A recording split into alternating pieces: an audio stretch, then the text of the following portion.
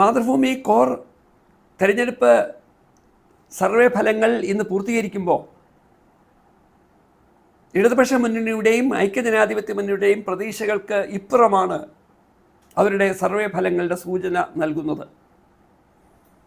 ഏതെങ്കിലും ഒരു മുന്നണിക്കെതിരായി വലിയ തരത്തിലുള്ള പ്രതിഷേധക്കാറ്റ് കേരളത്തിൽ സജീവമല്ല എന്ന് ഈ സർവേ നമ്മെ ഓർമ്മിപ്പിക്കുന്നുണ്ട്. ഏറ്റവും അവസാനം അവർ 140 മണ്ഡലങ്ങളുടെയും ഫലങ്ങളെ സർവേയിലൂടെ വിലയിരുത്തിക്കൊണ്ട് പറയുന്നത് ഇടതുപക്ഷ മുന്നണിക്ക് 66 മുതൽ 78 സീറ്റുകൾ വരെ നേടാം എന്നാണ്. അപ്പുറത്ത് പ്രതിപക്ഷ പാർട്ടിക്ക് ഭരണകക്ഷിയായി മാറാൻ ഒരു സാധ്യത അവിടെ ഉണ്ട് എന്നുകൂടി അവർ പറഞ്ഞു വെക്കുന്നു. ഐക്യജനാധിപത്യ മുന്നണിക്ക് 62 മുതൽ 72 സീറ്റുകൾ വരെ നേടിയേക്കാം. ഒപ്പം കുറച്ചുകൂടി വ്യക്തമായി അവർ പറയുന്നത് ഇത്തരമൊരു നെക്ക് ടു നെക്ക് ഫലത്തിലേക്ക് പോകുമ്പോൾ 12 മണ്ഡലങ്ങളിൽ രണ്ട് മുന്നണികളും തമ്മിലുള്ള വ്യത്യാസം പറഞ്ഞറിയിക്കാൻ കഴിയാത്ത വിധം വളരെ ചെറുതാണെന്നാണ്. മറ്റൊരു 18 മണ്ഡലങ്ങളിൽ ഇരു മുന്നണികളും തമ്മിലുള്ള വ്യത്യാസം 4% താഴെയാണ് എന്ന് പറയുമ്പോൾ ഒരു 4000 മുതൽ 8000 വോട്ടുകളുടെ വ്യത്യാസത്തിൽ 18 മണ്ഡലങ്ങളിലെ ഫലം തിരിച്ചും മറിച്ചും സംഭവിക്കാം. അങ്ങനെ ഏത് മുന്നണിയാണ് അധികാരത്തിലേക്ക് വരാൻ സാധ്യതയെന്ന് ഇപ്പോൾ വ്യക്തമായി പറയാൻ കഴിയാത്ത ചുറ്റുപാടുകളിലാണ് എന്നവർ വ്യക്തമാക്കുന്നു.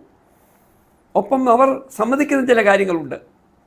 ഞങ്ങൾ നടത്തിയ സർവേ കഴിഞ്ഞ മാസം 30-ാം തീയതി വരെയുള്ള ജനങ്ങളുടെ ഇടയിൽ നിന്ന് എടുത്ത അഭിപ്രായങ്ങളുടെ ഒരു സ്വരൂപിക്കലാണ്. ഏതാണ്ട് 30,000-ഓളം വരുന്ന ആളുകളിൽ നിന്നാണ് ഈ ഫലങ്ങൾ അവർ അന്വേഷിച്ചതെന്ന് പറയുമ്പോൾ ഇതിനെ പൂർണ്ണമായി ഉൾക്കൊള്ളണമെന്ന് ഒരു നിർബന്ധവുമില്ല. അതേസമയം ഇരു മുന്നണികളും തമ്മിലുള്ള മത്സരം കടുപ്പമായിക്കൊണ്ടിരിക്കുമ്പോൾ ഇരു മുന്നണികൾക്കും അവർക്ക് സംഭവിച്ചിട്ടുള്ള പരിമിതികളും പോരായ്മകളും പരിഹരിക്കാൻ ഒരവസരം എന്ന തരത്തിൽ തീർച്ചയായും ഈ സർവേ ഫലങ്ങൾ അവർക്കും ഗുണപരമാകും. അങ്ങനെ മൊത്തത്തിൽ കേരളത്തിലെ തെരഞ്ഞെടുപ്പ് ഗോതയിൽ ആരോഗ്യകരമായ രാഷ്ട്രീയ ചർച്ചകൾ സജീവമാകുന്നു എന്ന് ഒരു വശത്ത് പറയുമ്പോൾ തന്നെ ഭരണമാറ്റത്തോട് ജനങ്ങൾക്കുള്ള അവരുടെ താല്പര്യത്തെ നമ്മൾ ഒട്ടും കുറച്ച് കാണിക്കുന്നില്ല.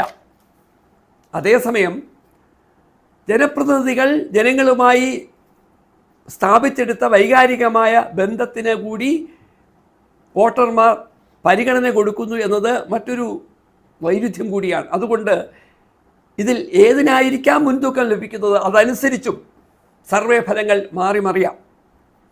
ഏറ്റവും അവസാനമായി അവർ സൂചനകൾ നൽകിയ 35 മണ്ഡലങ്ങളിൽ നമ്മുടെ ക്യാബിനറ്റിൽ നിന്നുള്ള 4 മന്ത്രിമാരുടെ മണ്ഡലങ്ങളെ അവർ പരിചയപ്പെടുത്തുന്നു. പി രാജീവ് മത്സരിക്കുന്ന കളമശ്ശേരിയിൽ വ്യവസായ മന്ത്രി എന്ന തരത്തിലും ആ മണ്ഡലത്തെ കാര്യമായി പരിഗണിച്ച വ്യക്തി എന്ന തരത്തിലും അദ്ദേഹത്തിന് മോശമല്ലാത്ത മുൻതൂക്കമാണ് സർവേ നൽകുന്നത്. സമാനമായ സ്ഥിതിയാണ് ഏറ്റുമാനൂരിൽ. എന്നാൽ നേമത്ത് വരുമ്പോൾ നേമത്ത് ആർക്കാണ് മുൻതൂക്കമെന്ന് വ്യക്തമായി പറയാൻ കഴിയാത്ത സാഹചര്യമുണ്ടെങ്കിൽ പോലും യഥാർത്ഥത്തിൽ മത്സരം ശ്രീ വി ശിവൻകുട്ടിയും ശ്രീ രാജീവ് ചന്ദ്രശേഖരൻ തമ്മിലാണെങ്കിൽ പോലും ശ്രീ വി ശിവൻകുട്ടിക്ക് ചെറിയ മുൻതൂക്കമുണ്ട് എന്ന് അവർ പറയുന്നുണ്ട്. തൃത്താലയിൽ ഏറ്റവും ശക്തമായ പോരാട്ടം നടത്തുന്ന തൃത്താലയിൽ ശ്രീ MP രാജേഷ് ശ്രീ VT ബൽറാമിനുമായി ഏറ്റുമുട്ടുമ്പോൾ അവിടെയും കൃത്യമായി ആര് ജയിച്ച് കയറും എന്ന് പറയാൻ മാതൃഭൂമിക്ക് കഴിയുന്നില്ല. ഇനിയും UDFൻ്റെ ഭാഗത്തുനിന്ന് ചിന്തിക്കുമ്പോൾ പ്രതിപക്ഷ നേതാവ് മത്സരിക്കുന്ന പറവൂരിൽ വ്യക്തമായ ഭൂരിപക്ഷം അദ്ദേഹം നിലനിർത്തുമെന്നാണ് സർവേ പറയുന്നത്. ഹരിപ്പാട്ടും മുൻ ആഭ്യന്തരമന്ത്രിയും ഒരുപക്ഷെ മുഖ്യമന്ത്രിയാകാൻ തയ്യാറെടുത്ത് നിൽക്കുന്ന ശ്രീ രമേശ് ചെന്നിത്തലയ്ക്ക് കൃത്യമായ മുൻതൂക്കമുണ്ട്. എന്നാൽ പേരാവൂരിൽ മുൻ മന്ത്രി Shrimati KK ശൈലജയും KPCC president Sunny ജോസഫും തമ്മിലുള്ള മത്സരത്തിൽ ഇരുവർക്കും സമാനമായ വോട്ടുകൾ നേടാൻ കഴിയുന്ന സാഹചര്യം ഇന്ന് നിലനിൽക്കുന്നു എന്നാണ് സർവേ സൂചിപ്പിക്കുന്നത്. അങ്ങനെ നോക്കുമ്പോൾ ഇന്നത്തെ ഏറ്റവും അവസാന റൗണ്ട് സർവേ ഫലങ്ങൾ നമ്മുടെ മുന്നിൽ അവതരിപ്പിക്കുന്ന സാഹചര്യത്തിൽ നോക്കൂ, തെക്കൻ കേരളത്തിൽ NDAക്ക് സീറ്റുകൾ ലഭിക്കാൻ സാധ്യതയുണ്ട് എന്ന് പറയുന്ന വട്ടിയൂർക്കാവിൽ NDA 3-ാം സ്ഥാനത്തേക്ക് എത്തിയിട്ടുണ്ട് എന്നും മത്സരം LDFും UDFും തമ്മിലാണ് എന്നും അവിടെ LDFന് ശ്രീ പ്രശാന്തിന് ഭേദപ്പെട്ട മുൻതൂക്കം ഉണ്ട് എന്നും സർവേ ചില സൂചനകൾ നൽകുന്നുണ്ട്. നിയമത്തെപ്പറ്റി പറയുമ്പോൾ കോൺഗ്രസിൻ്റെ പഴയകാല പ്രതാപത്തിലേക്ക് മടങ്ങി വരാനുള്ള അവസരമില്ലെങ്കിൽ പോലും ശ്രീ K മുരളീധരൻ മത്സരിച്ച കാലത്തെ ഓർമ്മിപ്പിക്കും വിധം കോൺഗ്രസിൻ്റെ UDFൻ്റെ നഷ്ടപ്പെട്ട വോട്ടുകൾ തിരിച്ചു പിടിക്കാൻ കഴിയുന്ന തരത്തിലുള്ള ഒരു മത്സരം ശ്രീ ശബരിനാഥൻ അവിടെ കാഴ്ചവെക്കുമ്പോഴും നേമത്ത് V ശിവൻകുട്ടിക്ക് രാജീവ് ചന്ദ്രശേഖരൻ്റെ മുകളിലുള്ള ചെറിയ മുൻതൂക്കം NDAയുടെ പ്രതീക്ഷകളെയാണ് ഊതിക്കെടുത്തുന്നത്. അങ്ങനെ മൊത്തത്തിൽ പരിശോധിക്കുമ്പോൾ സംസ്ഥാനത്ത് ജില്ലകളെടുത്ത് പരിശോധിച്ചാൽ വടക്കൻ കേരളത്തിൽ കഴിഞ്ഞ നാളുകളിൽ LDFനുണ്ടായ ഏകപക്ഷീയ മുൻതൂക്കത്തിൻ്റെ സാഹചര്യങ്ങളിൽ ചില മാറ്റങ്ങൾ ഉണ്ടാക്കുന്നു.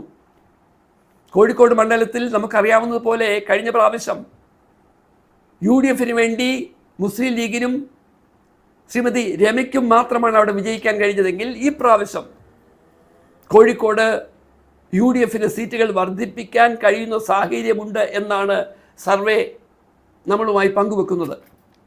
മലപ്പുറം എടുത്ത് പരിശോധിച്ചാൽ കഴിഞ്ഞ പ്രാവശ്യം 4 സീറ്റുകളിൽ വിജയിക്കാൻ കഴിഞ്ഞ LDFന് 1 സീറ്റ് കൊണ്ട് തൃപ്തിപ്പെടേണ്ടി വരുമെന്നും 16-ൽ 15 സീറ്റും മലപ്പുറത്ത് UDFന് വിജയിക്കാൻ കഴിയുമെന്നും സർവേ നമ്മളോട് സൂചിപ്പിക്കുന്നു. പാലക്കാടും തൃശ്ശൂരും ഇടതുപക്ഷത്തിൻ്റെ സ്ഥിതിക്ക് വലിയ കോട്ടങ്ങൾ ഉണ്ടാകില്ല എന്ന് പറയുമ്പോൾ എറണാകുളത്ത് കഴിഞ്ഞ പ്രാവശ്യം UDFനായിരുന്നു ഭേദപ്പെട്ട മുൻതൂക്കമെങ്കിൽ ഈ പ്രാവശ്യം ആ മുൻതൂക്കം കുറേ കൂടി മെച്ചപ്പെടുത്തുന്ന സാഹചര്യമാണ് അവിടെ ഉള്ളത്. കൊല്ലമെടുത്ത് പരിശോധിക്കുമ്പോഴാണ് കഴിഞ്ഞ ത്രിതല പഞ്ചായത്തിൽ കൊല്ലം കോർപ്പറേഷനിൽ LDFന് സംഭവിച്ച വലിയ പരാജയത്തെ അതേ രീതിയിൽ ആവർത്തിക്കുന്നില്ലെങ്കിൽ പോലും കഴിഞ്ഞ കാലത്തിൽ നിന്ന് വ്യത്യസ്തമായി കഴിഞ്ഞ പ്രാവശ്യം 2 MLAമാർ മാത്രമാണ് UDFൽ നിന്നുള്ളതെങ്കിൽ അവരുടെ എണ്ണം 5ആയി വർദ്ധിപ്പിക്കുവാനും LDFൻ്റെ സീറ്റുകൾ 6ലേക്ക് ഒതുക്കാനും UDFന് കഴിയും എന്നാണ് മാതൃഭൂമി സൂചിപ്പിക്കുന്നത്. എന്നാൽ തിരുവനന്തപുരത്ത് കഴിഞ്ഞ കാലത്തെ വളരെ മോശപ്പെട്ട അവസ്ഥയിൽ നിന്നും കുറച്ച് മുൻതൂക്കം ലഭിക്കുമാറ് എന്നാൽ LDFന് വളരെ വ്യക്തമായ ഭൂരിപക്ഷം നിലനിർത്തുന്ന തരത്തിലാണ് തിരുവനന്തപുരം ജില്ലയിലെ ഫലങ്ങൾ മാതൃഭൂമി സൂചിപ്പിക്കുന്നത്. തിരുവനന്തപുരം ജില്ലയിൽ കഴിഞ്ഞ പ്രാവശ്യം കോവളത്ത് മാത്രമായിരുന്നു വിജയമെങ്കിൽ ആ വിജയം തിരുവനന്തപുരത്തേക്കും ഒരുപക്ഷെ കാട്ടാക്കടയിലേക്കും നെയ്യാറ്റിൻകര വരെയും വർദ്ധിപ്പിക്കാൻ സാധ്യതയുണ്ട് എന്ന തരത്തിൽ തിരുവനന്തപുരം ജില്ലയിൽ 5 മണ്ഡലങ്ങളിൽ നെക്ക് ടു നെക്ക് പോരാട്ടം നടത്തുന്നുണ്ട് എന്ന് മാതൃഭൂമി പറയുന്നു. സർവേയിൽ ഏറ്റവും ശ്രദ്ധേയമായി നമുക്ക് തോന്നുന്ന കാര്യം കഴിഞ്ഞ ത്രിതല പഞ്ചായത്ത് തെരഞ്ഞെടുപ്പിൽ LDFന് 58 അസംബ്ലി മണ്ഡലങ്ങളിൽ ലഭിച്ച മുൻതൂക്കം അതുപോലെ അവർ നിലനിർത്തുന്നു എന്ന പ്രത്യേകത ഇവിടെ നമ്മളെ സൂചിപ്പിക്കുന്നുണ്ട്.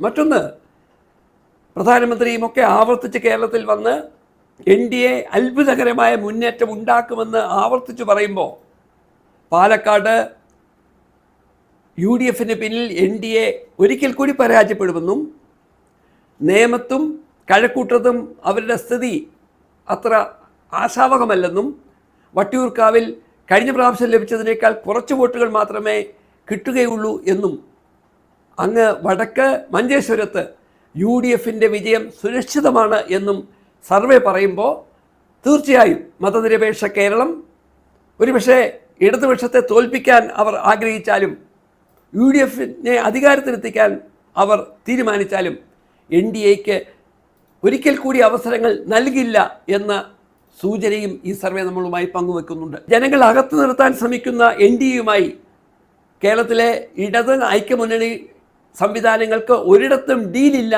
എന്നുകൂടി ഈ സർവേ നമ്മളോട് തുറന്നു പറയും. ചുരുക്കി പറഞ്ഞാൽ സംസ്ഥാനത്ത് 140 മണ്ഡലങ്ങളിൽ നടക്കുന്ന തെരഞ്ഞെടുപ്പ് 2016 2021 നടന്ന രീതിയിലല്ല. 2011 നമ്മൾ എങ്ങനെയാണോ തെരഞ്ഞെടുപ്പ് ഫലത്തെ നെഞ്ചിടിപ്പോടെ അവസാന നിമിഷം വരെ കാത്തിരുന്നത്, ആ തരത്തിലേക്ക് തെരഞ്ഞെടുപ്പ് ഫലങ്ങൾ പോയാൽ അത് മാതൃഭൂമിയുടെ അന്വേഷണത്തെ ശരി എന്ന് നമുക്ക് പറയേണ്ടി വരും. എന്തായാലും കേരളീയ പൊതുസമൂഹം തെരഞ്ഞെടുപ്പിൽ വളരെ ആരോഗ്യകരമായ തരത്തിൽ ജനാധിപത്യ പരീക്ഷണങ്ങളെ നോക്കിക്കാണാൻ ശ്രമിക്കുന്നു എന്ന സൂചന നൽകുന്ന തരത്തിലാണ് മാതൃഭൂമിയുടെ സർവേ ഇവിടെ അവസാനിക്കുന്നത്.